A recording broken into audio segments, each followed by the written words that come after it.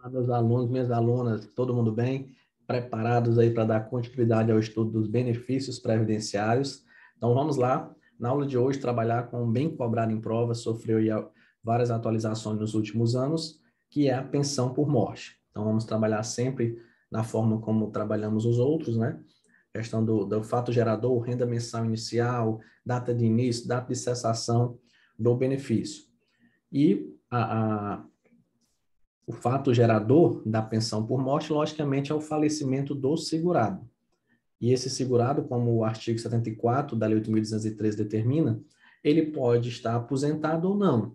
Pode ser um segurado que estava na ativa, trabalhando normalmente, faleceu, deixa a pensão por morte para a família. Ou ele já estava aposentado, trabalhou, conseguiu se aposentar, e aí, com o falecimento dele, se tiver algum dependente em condições, vai receber a pensão dessa pessoa. Mas um cuidado interessante, é preciso que quem faleceu esteja na qualidade de segurado. Porque se a pessoa não contribuiu para a Previdência, se a pessoa não está na qualidade mais de segurado, então, em regra, não vai ter pensão por morte aqui. Beleza? Então, cuidado com esse detalhe. A pessoa nunca contribuiu à Previdência. Aí faleceu. Aí eu quero a pensão dela. Não, ela nunca contribuiu, ela não era um segurado. Então, para deixar o benefício da pensão por morte é um benefício para os dependentes, mas é o segurado que garante. Então, o segurado trabalhando, o segurado contribuindo para a Previdência Social, ele está garantindo esse benefício para os dependentes dele. O dependente não precisa estar segurado, não. O dependente pode nunca ter trabalhado na vida. Um exemplo, o meu avô, ele contribuiu, ele se aposentou. A minha avó, acho que eu já até falei essa história em outras aulas, né? Que a minha avó não conseguiu a aposentadoria dela. Ela não contribuiu. E aí, o meu avô se aposentou e ele veio a falecer. A minha avó está recebendo pensão dele. Por quê? Porque quem deu o direito foi meu avô. Ele, como segurado, deu o direito à pensão por morte para ela, que era dependente dele. Ela não é segurada.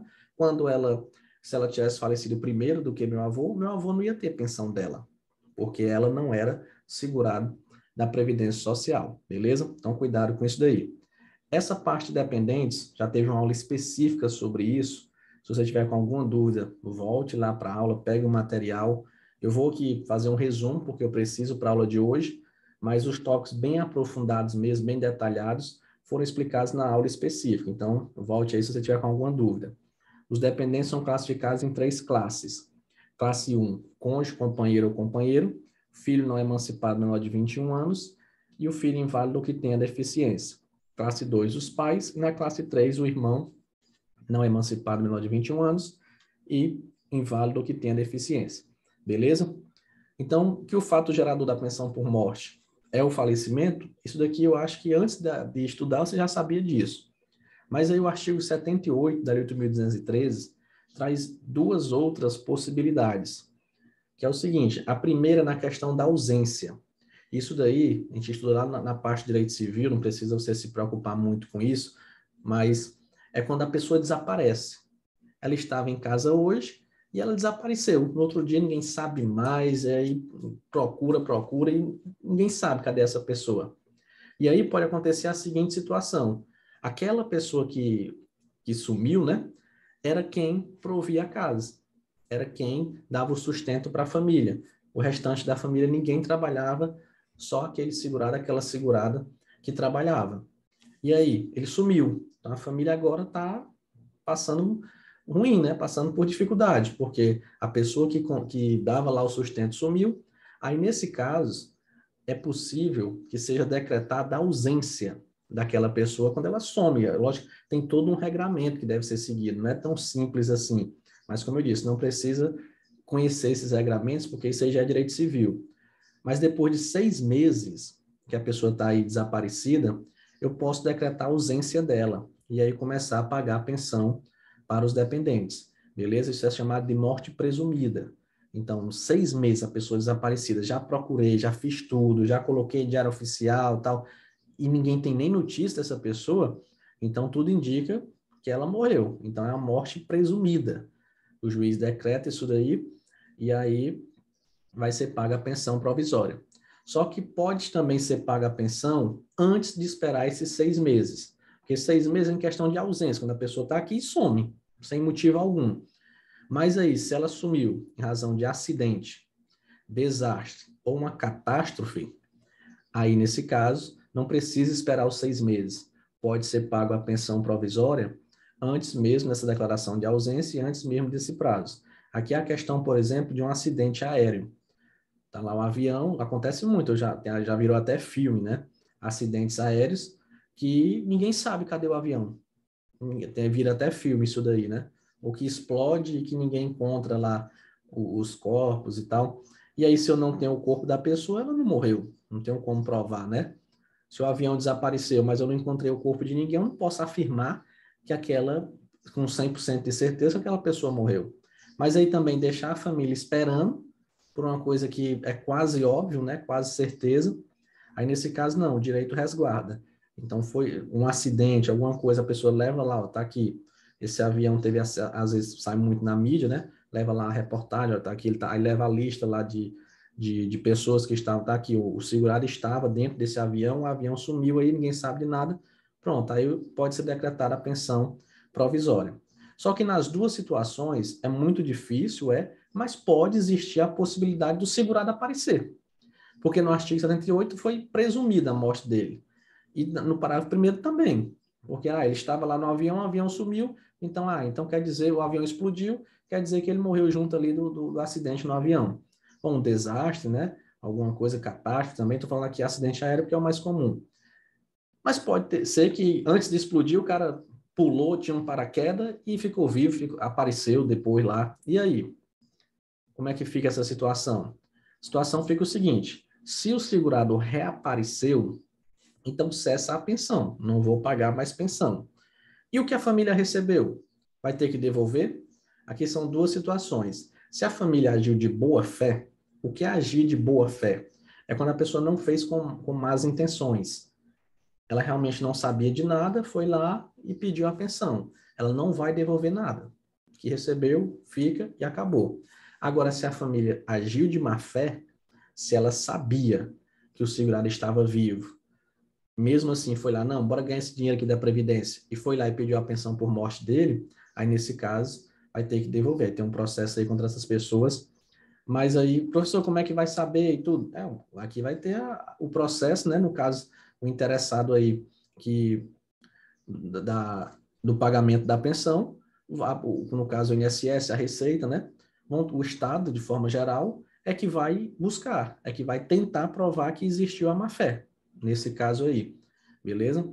Então, cuidado com esse tópico, porque o segurado reaparecendo, o pagamento da pensão vai cessar e os dependentes não ficam obrigados de devolver o que recebeu, não, salvo se estiverem de má-fé, tranquilo? Então, vamos lá. Data do início do benefício. Quando é que vai ter início aqui o pagamento da pensão por morte? A regra é que o início vai ser na data do óbito.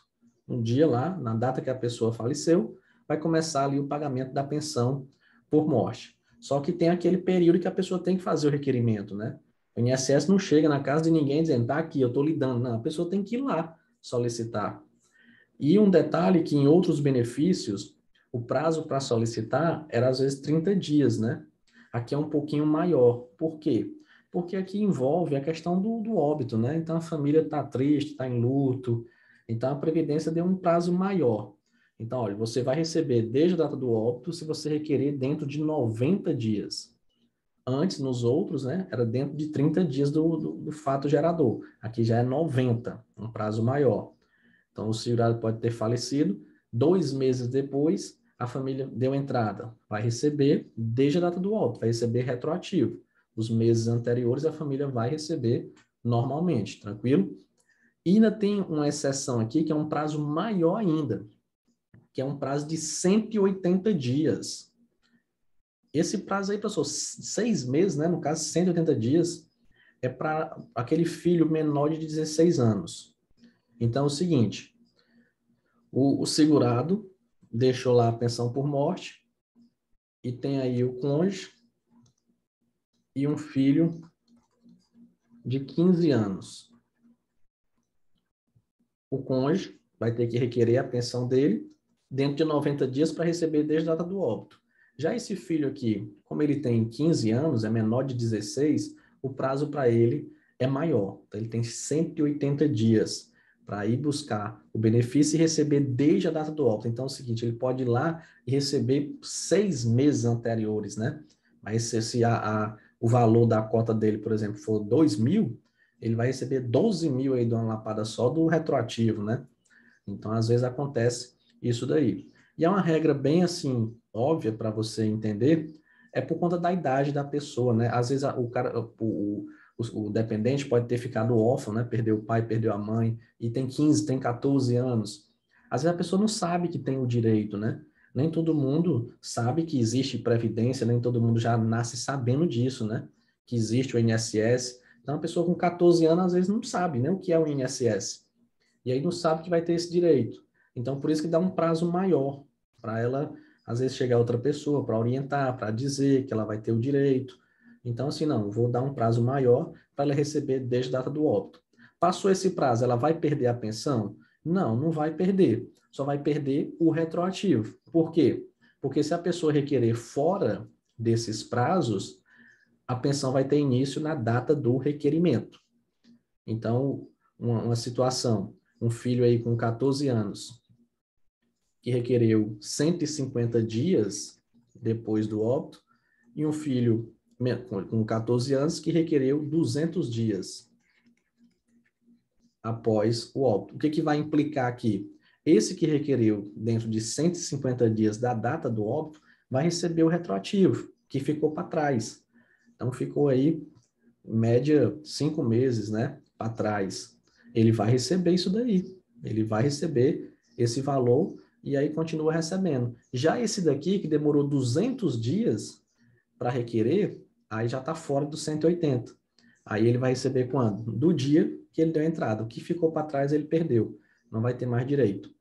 Da mesma forma, para os outros, né, que é 90 dias, então se a pessoa requerer, vamos supor, dentro de 80 dias, recebe desde a data do óbito, recebe o retroativo. Se ela requereu com 95 dias, aí não, só recebe daqui para frente. E vai ter início da decisão judicial no caso de morte presumida. E nesse caso aqui, o juiz que vai decretar a morte presumida, né? Ele vai verificar lá as situações de ausência e diz, não, realmente, tudo indica que ele morreu, aí decreta, ali começa o início do pagamento da pensão por morte, beleza? Então, guarde isso daqui para você não esquecer. Vamos agora para a renda mensal inicial, e aqui eu vou explicar, vou ler com vocês o que tem no regulamento da Previdência Social, e depois eu vou explicar. Porque, como sempre a gente vem fazendo aqui, eu estou trabalhando com vocês duas possibilidades de questões. Uma que é o texto do regulamento, o texto da Lei 8.213, que é o que está aqui, que muitas vezes cai só o texto da lei, e também situações hipotéticas, casos práticos, né? Que a prova sempre gosta de fazer isso daí. Então, ó, temos vários exemplos aqui para entender isso daí. Então, qual é a renda mensal inicial da pensão por morte? A pensão por morte consiste em renda mensal equivalente a uma cota familiar de 50% do valor da aposentadoria recebida pelo segurado, ou daquela que teria direito se fosse aposentado por incapacidade permanente, na data do óbito, acrescida de cotas de 10%, 10 pontos, aliás, percentuais, por dependente, até o máximo de 100%. Na hipótese de haver dependente inválido com deficiência intelectual, mental ou grave, o valor da pensão por morte será equivalente a 100% do valor da aposentadoria recebida pelo segurado, ou daquela que teria direito se fosse aposentado por incapacidade permanente, respeitado o limite aí máximo do salário de benefício do regime geral. Vamos lá, abrir aqui uma tela em branco para explicar isso daí. Aqui é o seguinte, o segurado, ele pode estar na ativa ou ele já poderia estar aposentado.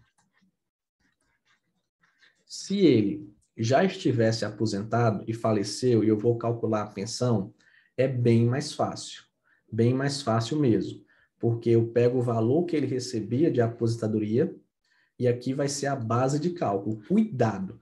Professor, o que ele recebia de aposentadoria vai ser o valor da pensão? Não necessariamente. Então, cuidado. O valor que a pessoa recebia de aposentadoria não necessariamente vai ser o valor da pensão. O que vai ser levado é para a base de cálculo. Eu vou pegar aquele valor que ele recebia quanto? 5.000, pois aqueles 5.000 vai ser levado para a base de cálculo. Recebia 4, e aí pronto. Se ele está aposentado, beleza, sem problema nenhum. Agora, se ele não estava aposentado, aí eu tenho um probleminha. Por quê? Eu vou ter que fazer alguns cálculos. Como, professor? Então, ele estava na ativa e faleceu. Sabe o que eu vou ter que fazer? Eu vou ter que pegar aqui o tempo de contribuição dele, todas as contribuições, e eu vou ter que calcular como se ele estivesse aposentado por incapacidade permanente. Professor, mas a pessoa faleceu, não está incapaz. Sim, mas a regra é essa.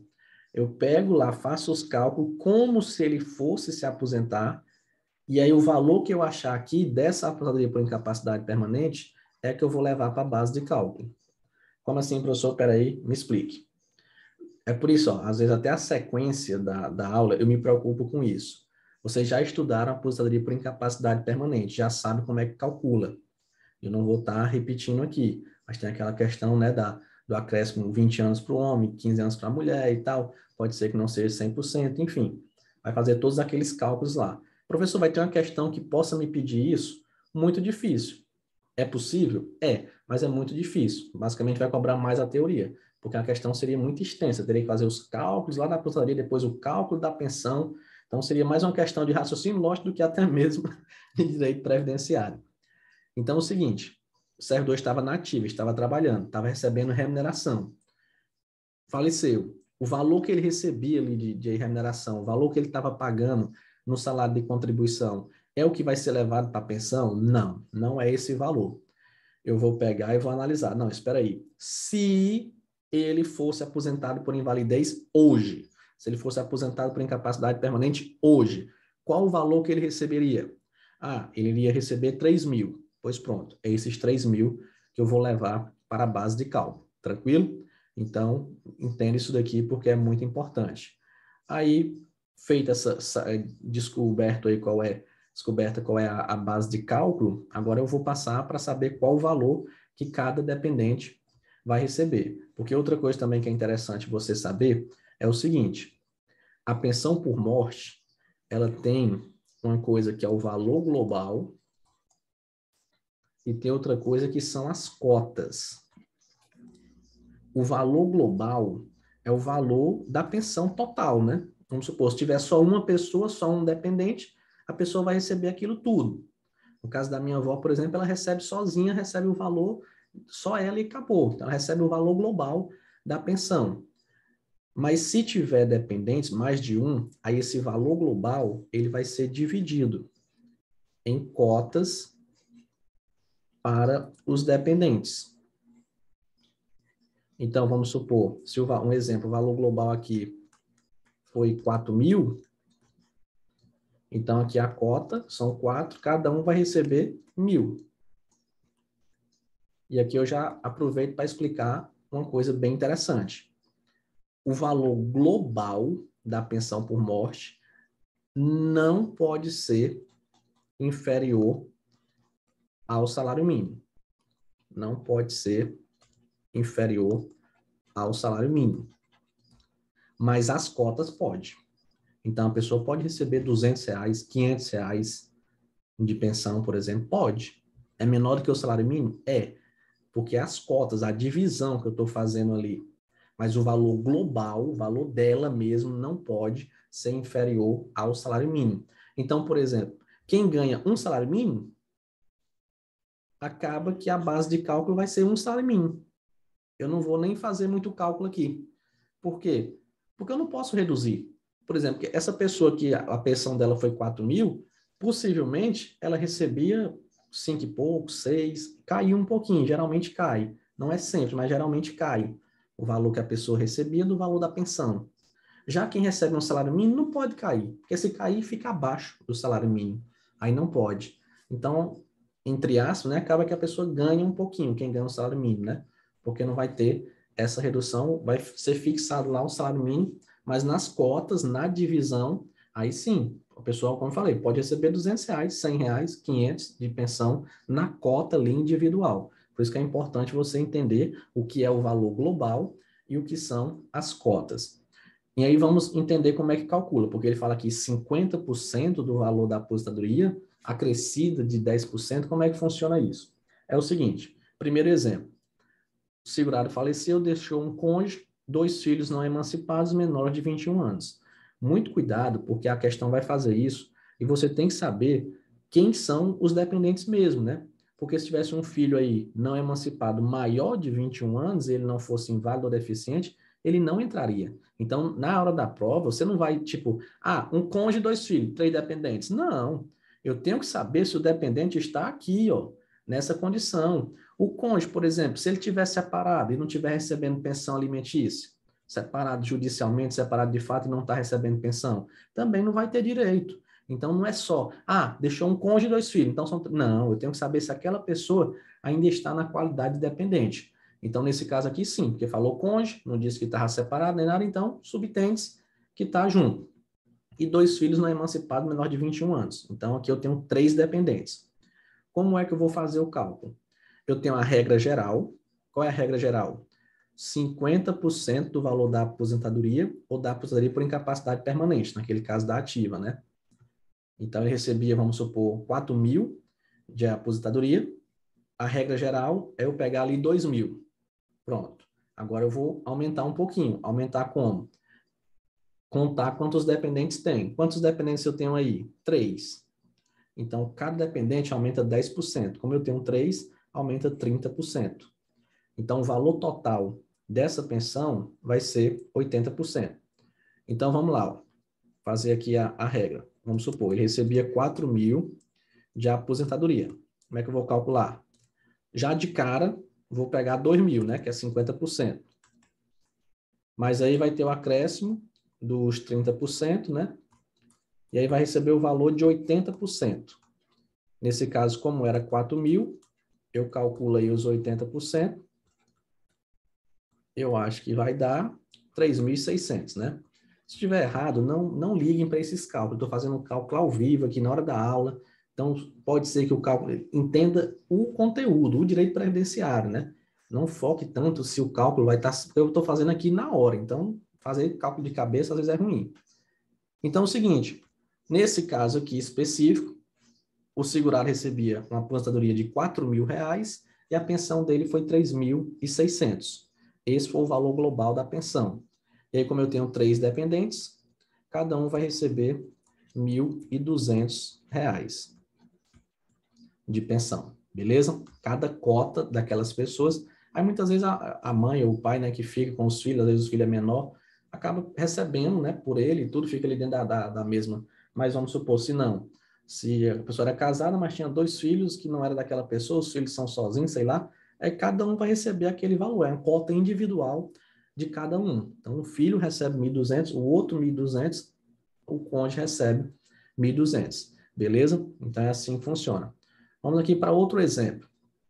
Um cônjuge e 4 filhos não emancipados menor de 21 anos. Então, quantos dependentes eu tenho aí? 5. A regra geral, 50%. Como eu tenho 5 dependentes, vai ter um acréscimo de 50%. E aí o total vai ser 100%. Então, nesse caso aqui, não vai ter nenhuma redução. Nesse outro aqui teve redução, né? Mas nesse exemplo não teve. Então, se o aposentado recebia 4 mil, a pensão dele, o valor global vai ser de 4 mil. Aí eu vou dividir para os 5 aí dependentes a cota de cada um, tranquilo? Então, vai funcionando dessa forma. Se eu tiver um dependente, recebe 60%. Se eu tiver 2 dependentes, 70%. 3 dependentes, 80%. 4 dependentes, 90%. 5 dependentes, 100% da aposentadoria ou da aposentadoria por incapacidade permanente que ele teria direito. E aí, se eu tiver 5 ou mais? Se eu tiver 6? Se a gente fosse seguir a regra aqui, ia dar 110. E já foi até estudado no caso aí de outros benefícios que pode, né? Em outros benefícios é possível passar de 100%. Mas aqui pode não, ó, porque o artigo 106 fala até o máximo de 100%. Então, aqui não pode extrapolar. Então, até eu coloquei aqui, ó, um exemplo de 6 dependentes. O acréscimo seria de quanto? 60%. 50 mais 60 seria 110. É isso? Não. Nesse caso, tem um teto. o teto é 100%, não recebe mais do que isso. Tranquilo? Cuidado com essa pegadinha de prova. Então, 5 filhos ou mais, a pensão é 100%. Pode ter 20 dependentes, 100%. Não vai aumentar como aumentaria em outros benefícios, beleza? Cuidado com isso daí. Agora, eu vou explicar essa exceção aqui, o parágrafo 2º. Porque nesse caso, eu tenho um cônjuge e um filho inválido. Nesse caso, como tem o filho inválido, né, tem uma pessoa inválida dentro da categoria de dependentes, eu não preciso mais fazer nada. Aqueles cálculos, ó, acabou, o valor da pensão vai ser 100% da aposentadoria ou da aposentadoria por incapacidade permanente. Beleza? Então, cuidado com isso. O caput, né, o artigo 106, ele traz a regra, 50% mais 10% aí por cada dependente. Mas, se tiver um dependente inválido, que pode ser o filho, mas pode ser o cônjuge também, ou com deficiência, aí o valor já é 100%. Não preciso mais calcular nada. Porque aqui, ó, nesse exemplo 4, se não tivesse ninguém inválido aí, o valor seria 70%, né? Mas como tem uma pessoa com invalidez, 100%, não preciso mais calcular nada. Tranquilo? Beleza. Olha esse outro exemplo aqui. Cônjuge, 2 filhos não emancipados, a mãe que depende dele, o irmão que tem a deficiência intelectual. E aí? Aqui é o perigo que eu falei para vocês. Porque uma pessoa poderia chegar na prova e só ir contando, ó. 1, 2, aqui 3, 4. Tem um 4, não, 5, né? 1 aqui, 2, dá 3, 4, 5. Eita, tem 5 dependentes. E aí vai ser 100%. Como é 5, aumenta 50%. Nananina, não. Por isso que eu disse, tá com dúvida, volte, não tem problema nenhum voltar uma aula para assistir. Problema nenhum, é muito melhor. Melhor do que você seguir sem estar entendendo. Às vezes a gente dá um passo para trás para dar 2 para frente. Por quê? Porque naquele caso ali, eu tenho, ó, cônjuge, 2 filhos, mãe e irmão. A pessoa que não entendeu muito bem os dependentes, ela ia entender que seria 5, mas não. Quando eu tenho um dependente da classe 1, ele exclui das outras classes, lembra? Então, se eu tenho o cônjuge, acabou, pode ter a mãe dele, pode ter o pai, pode ter o irmão, mas eles não vão ter direito. Se tem um da classe 1, exclui o da classe 2 e 3. Se tem um da classe 2, exclui o da outra classe também, né? Então, cuidado com esse detalhe aí. Então, a mãe, naquele caso, o irmão, naquele caso, não se enquadra na categoria de dependente do segurado naquele momento. Para a mãe poder entrar, por exemplo, para ser dependente do segurado, tinha que não existir nenhum cônjuge, nem marido, nem mulher, nem companheiro, nem nada, não ter nenhum filho, e a mãe depender economicamente também, né? Não é só o fato de ser mãe ou pai. Porque essa dependência econômica da classe 1, ela é presumida, como já foi estudado. Já a classe 2 e 3 precisa provar a dependência econômica. Aí, nesse caso, é que poderia a mãe receber a pensão de um filho, por exemplo. Tranquilo? Então, cuidado com esse detalhe. Nesse exemplo aqui, que é uma pegadinha de prova, já estou até antecipando a pegadinha para vocês, a mãe e o irmão não entraria, porque a mãe é classe 2, o irmão é classe 3, e eu tenho 3 da classe 1. Então, como eu tenho 3 da classe 1, eles que vão receber a pensão. E aí, nesse caso, 3 dependentes, 30% o acréscimo, com mais 50% da regra geral, o total da pensão vai ser 80%. Tranquilo? Cuidado com isso daí. Mas aí, lá na emenda constitucional 103, fala o seguinte, aqui você tem que ter muita calma para entender. As cotas por dependente cessarão com a perda dessa qualidade e não serão reversíveis aos demais dependentes, preservado o valor de 100% da pensão por morte quando o número de dependentes remanescentes for igual ou superior a 5. O que ele fala assim, ó, não reversíveis aos demais dependentes? É por conta do seguinte, a pessoa está recebendo a cota dela, aí ela saiu, o filho, por exemplo, completou 22 anos, então saiu da qualidade aí de dependente, então ele deixa de receber a pensão. Cuidado com essa questão de 24 anos, né? Muita gente confunde, e às vezes até existem alguns regimes próprios, mas nós estamos falando de regime geral. Então aqui não tem isso, tá na faculdade, vai até 24, não existe isso aqui no regime geral, beleza? Então completou 22 anos, perdeu. Aquele valor dele, ele não vai ser revertido, não vai ser entregue para as outras pessoas. Mas cuidado, não quer dizer que elas não vão receber proporcional à saída dele. Como assim, professor? Estou confundindo isso daí. É o seguinte, quando a pessoa sai, eu vou ter que recalcular aquela pensão.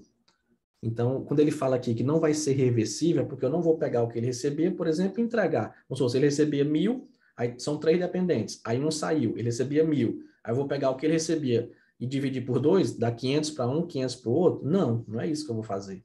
Eu vou recalcular aquela pensão. Então, vamos lá, exemplo, tem que ter um exemplo para você entender. Tenho aqui, cônjuge, 4 filhos não emancipados menores de 21 anos.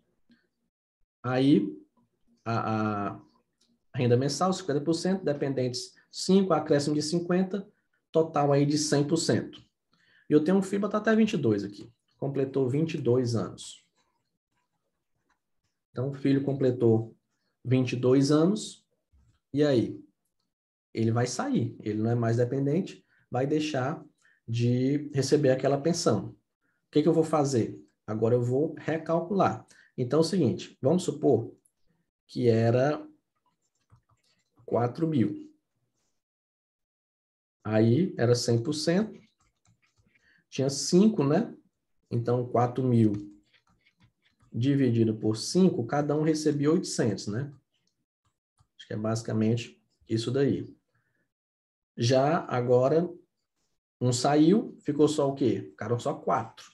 Então, agora o acréscimo é só de 40. Então, o total da pensão agora só é 90%.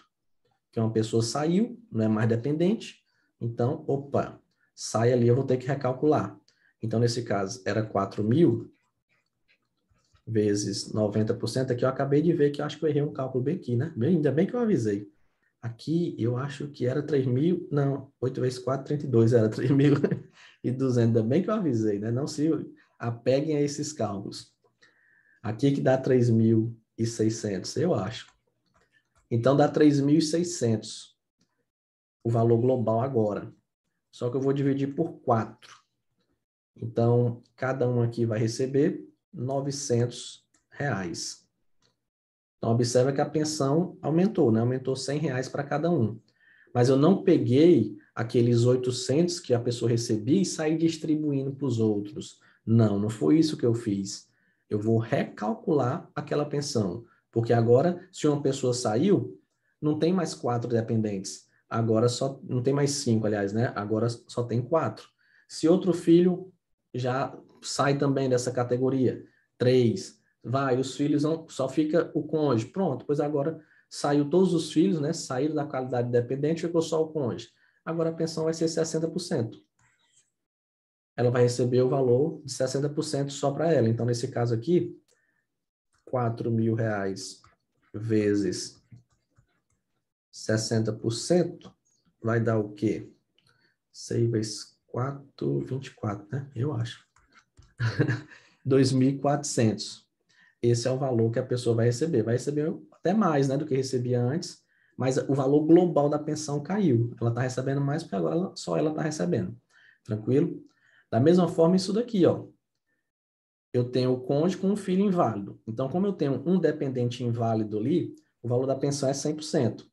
Mas se esse filho recupera a invalidez, se ele agora não é mais considerado inválido, aí ele saiu e ele sai levando a exceção dele. Então, agora eu vou ter que recalcular. E aí, nesse caso, vai ser 60%. Então, vamos lá, aqui com calma. Ó. Tem um cônjuge com um filho inválido. Como tem uma pessoa na categoria de inválido, eu não preciso nem fazer cálculo, acabou, 100%. Mas esse filho inválido saiu. Ele recuperou a invalidez, ele não é mais inválido. E aí? Aí, nesse caso, ele saindo da qualidade dependente, né? Tem que analisar isso daí. Agora eu só tenho um dependente, eu vou para a regra geral. Então, um dependente vai dar 60% do valor da pensão. Essa vai ser a cota individual do cônjuge. Tranquilo? Então, cuidado com esse detalhe. Com isso, a gente finaliza essa primeira parte. Vou dividir aqui em 2 blocos, porque é muito extensa a pensão por morte, são muitas regras.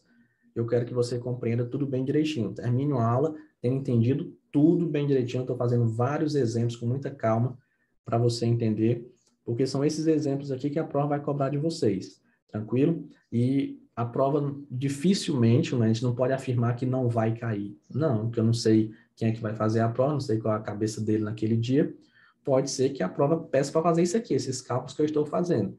Não é o comum, porque isso aqui eu estou fazendo para mostrar para vocês, só para que é na prática, mas utilizado. Mas vai cair o quê? Sobre os valores, né? Então, pode ter uma questão falando sobre isso daqui, diz, um filho saiu da qualidade de segurado. E aí, o valor, o valor global da pensão agora, como é que eu vou calcular? Qual vai ser o acréscimo aí? A questão vai dizer, o acréscimo vai continuar de 50, o acréscimo vai continuar de 30. E um tópico que eu quero mostrar para vocês é o seguinte, ó, já estão finalizando, mas eu lembrei disso daqui, o finalzinho aqui do artigo 23 da emenda constitucional, que fala assim, preservando o valor de 100% da pensão quando o número de dependência remanescente for igual ou superior a 5. O que ele está dizendo aqui? Ele está falando essa hipótese aqui, ó. Então, como eu tenho 6 dependentes aqui, se um sair, eu fico com 5. E aí 5 vai dar 100%. Não vai alterar em nada, né? O valor vai continuar do mesmo jeito. Então, se eu tiver 10 dependentes, sai um, fica 9, continua 100, sai um 8 com 100, 7, continua 100%, porque nesse caso chegou no topo ali, né? Então, não vai reduzir porque chegou no topo, no limite ali de 100%. Beleza? Então, 6, sai um, fica 5. Entra na regra 50% mais 50%, continua ali 100%. Beleza? Então, aguardo vocês no próximo bloco para a gente terminar essa parte aqui da pensão por morte. Um forte abraço e até já já.